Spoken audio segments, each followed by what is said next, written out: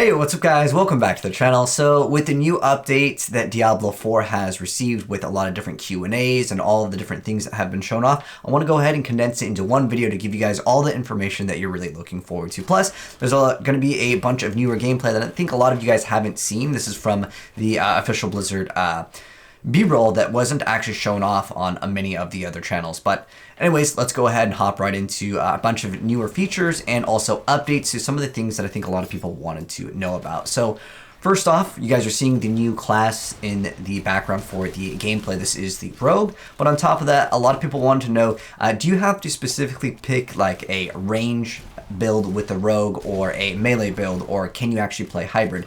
The answer is you can do whatever you want. It's going to be viable to play hybrid or just ranged or melee only.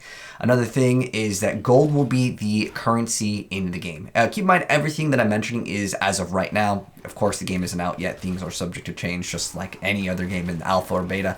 But gold will be actually the currency in the game.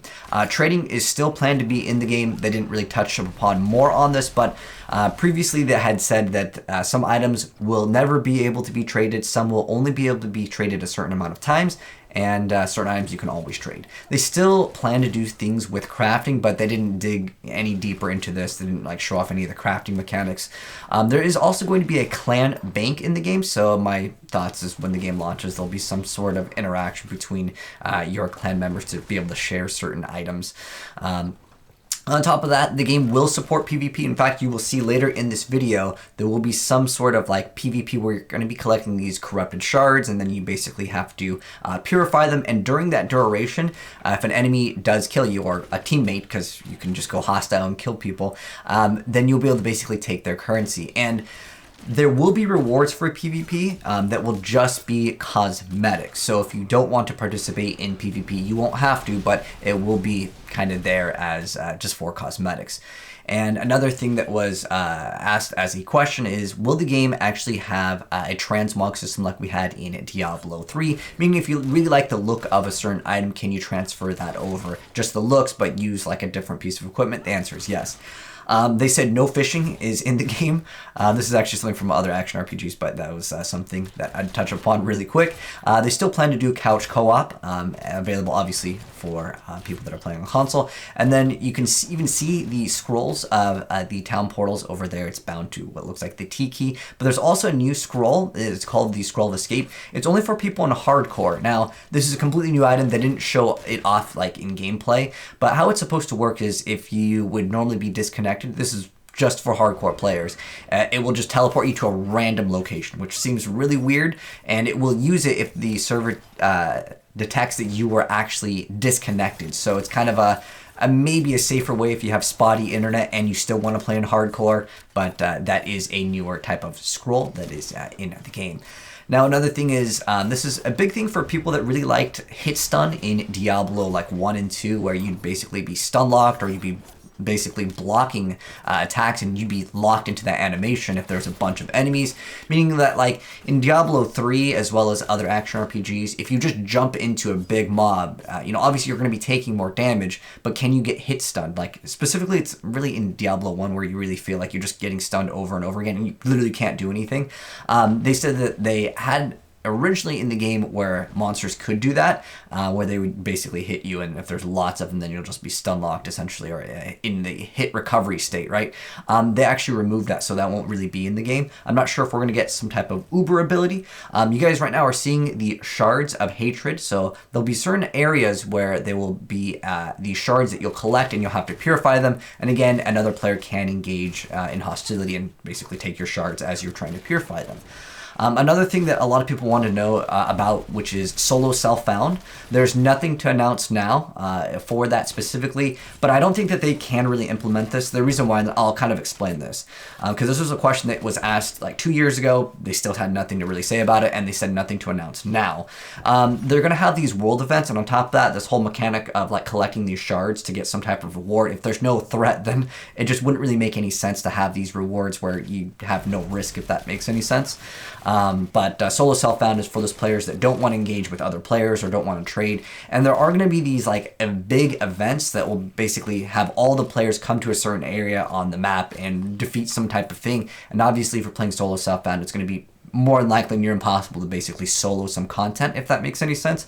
Although it'd be interesting to see some people try to do that kind of stuff. And they also said they did not want to split up the community, as you already have your basically your characters that aren't in the seasons, because they touched upon that like briefly. They didn't say like, you know, what we're doing for the first season, but they said there will be basically characters that you'll have like forever, and then there's like going to be new seasons, and obviously that splits up the community. And then you have softcore and hardcore, and then you also, you know, if you introduce solo self-found, there'd be a lot more, and then there's solo self-found hardcore. It will obviously split up the community, but people want solo self-found already split up anyways.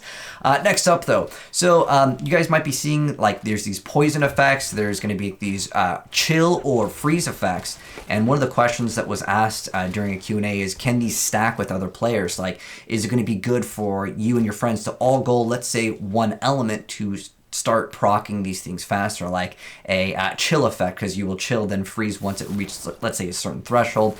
And the answer is yes, so that will work. And then next up, another question was like, if you die in PvP in hardcore, does that actually permadeath your character, as that is a way to progress in the game via those shards, like I mentioned before, in the certain zones while you're waiting to purify them. And they're not sure about this yet. They said, give us your feedback with that. I mean, for me, I feel like if you die in hardcore, you're dead, but maybe they'll change it specifically so people will still want to play in that. Otherwise, those zones just might be completely empty until someone gets super, super powerful.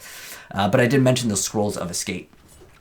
Next up, though, we're going to be talking a little bit about the end game. So, like, as you basically progress in the game, you'll be clearing out these camps. You'll get to a certain point where your game state may be different than someone just starting out on the game. And how that's going to work is it's going to rely on whoever is the party leader, so basically the host. If you guys have played maybe Genshin Impact or some other games where the host, their game state is what your game state will actually be. So that's just how it's going to work. So certain areas may change depending on whose game that you join as, like, if you're joining their game. And then in terms of the end game, they obviously mentioned maps previously. They didn't touch up upon that more, but they meant for the end game to not only rely on just random gear drops. They want you to be able to have small game sessions to feel rewarding, but not in an endless state. So basically not necessarily the Paragon system, but they want some way for you to feel like you're still able to hop on, play for like a short amount of time, and still feel like you got rewarded. But there will be areas that are going to be instances. Like I mentioned before, it's kind of like if you played Path of Exile, there's going to be maps with certain modifiers. There'll be instance. And there's also going to be the world content, which is basically go to this specific area on the map during this time because something is happening, like we saw in the 2019 reveal, where like there's this giant boss and you'd have to like basically break its like parts. It was kind of an interesting mechanic, and I think it's pretty cool. So like there's an incentive to go to other places in the game during certain times. And then on top of that, I mentioned before they had the corrupted shards, which you guys saw some collection of it. Basically, you go to certain areas that are going to be like marked, and if you happen to want to participate in the PvP aspect, that will be one form of it. So I think that's kind of cool. And another thing people want to know about is the 5th class. Now, there's nothing, they haven't said anything. However, there is one picture that I have that I can share with you guys. I'm going to go ahead and put up on the screen. We have a shadow right here. So you guys can speculate what you think that one is going to be. But for me, here's my guess. Looking at it, it looks like it's some sort of class that has some type of cloth on top of something. Maybe it could be the Crusader. A lot of people are also speculating Paladin. Might be a hard sell on the Necromancer, considering, again, it looks like there's some type of like maybe armor underneath and then cloth on top. Some people are speculating Death Knight. I'm also thinking Cleric is a possibility. For those of you guys that didn't know, Diablo 2 actually had some type of extra class that was briefly touched up upon. They didn't like show gameplay of it, and it never came out, but it was the Cleric. So maybe that will be the new class, but you guys can guess via that picture. Also, short little like a quick update to some of the itemization and the numbers. This is another thing that some people want to know about. They said they didn't want the numbers in the game to go into millions and billions, but looking at some of the stats over here, I'm going to go ahead and briefly go over it, as you do get 5 stat points when you level up. But checking out some of the pieces of gear in the game, because they did show off some screenshots via the press kit, and I want to share those with you guys. So I'm going to go ahead and just like roll this back for gameplay, because I'm running out of new gameplay here. But checking out some of the numbers over here. These are all the rogue stats because this is the newest one. Keep in mind everything's pre-alpha, so things are subject to change. But look how many stats that we might be getting on our character. So you can see the amount of strength, intelligence. Remember, this character is level 40, but on some of the pieces of items, you can see this right here. This screenshot is a little bit older. Obviously, it is from I want to say it was last year. But you guys can see the numbers on that and what exactly these stat points do. I'm going to kind of go over this a little bit faster. But some of the items we're adding like 70 or 100 plus to certain attributes. And remember, as you level up, you only get 5 to, like, let's say a very specific attribute. So that is something a lot of people wanted to kind of see. Again, it's kind of hard to determine because keep in mind we're seeing as far as like gameplay goes, they might have just scaled these numbers to be like relatively high. Like for example, the amount of defense that this one item is granting. That's a huge chunk of it. But again, I just wanted to share this with you guys to show off like what has kind of changed, as this is the comparison of like the older one that we've seen before and then like the newer one over here. So you can see that you can definitely equip both, not only the bow, but you have like a secondary weapon, if you will.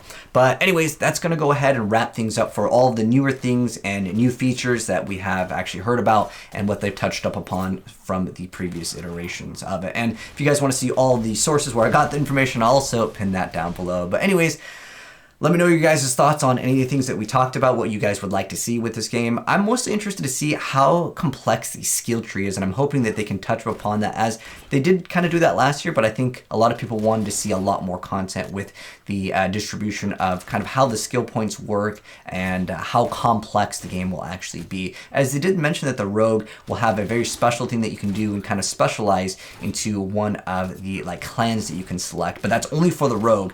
We'll have to wait and see if the other classes will get some type of really interesting special thing. Like, the druid obviously has a transformation. The barbarian can wield multiple weapons, more than just like the 2 that like the rogue can swap in between. But anyways, that's going to wrap up the video. Let me know your guys' thoughts down below. And if you felt like I missed out on anything, definitely let me know in the comment section below, as I've been just browsing on lots of different websites to kind of check out, any information that I can find on the newest updates for Diablo 4. But if you are new here and you do want to see more Diablo stuff in the future, make sure you guys subscribe with that bell notification on, and you'll definitely see more as I find more info on it. But anyways, take care guys, and I'll catch you on the next video. And I'm signing out. Peace.